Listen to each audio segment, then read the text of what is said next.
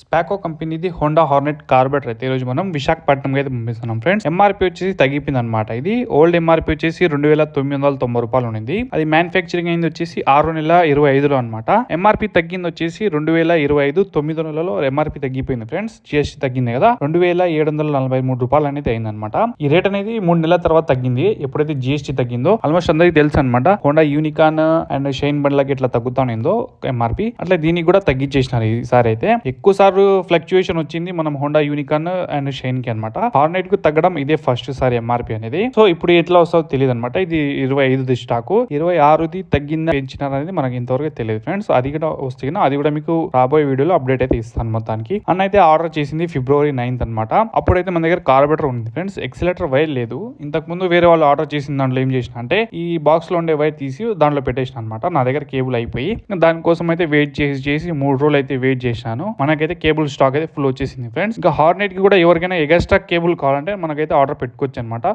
Cable అయినా sale చేస్తాము, లేదంటే కార్బెటర్ తో పాటు ఎగస్ట్రా కూడా తెప్పించుకోవచ్చు అనమాట. మీరు దీని డీటెయిల్ వీడియో కార్బెటర్ మీరు చూడాలంటే ఈ యారో మార్క్ క్లిక్ చేయండి, మీకు డీటెయిల్ వీడియో కార్బెటర్ వచ్చేస్తుంది అనమాట.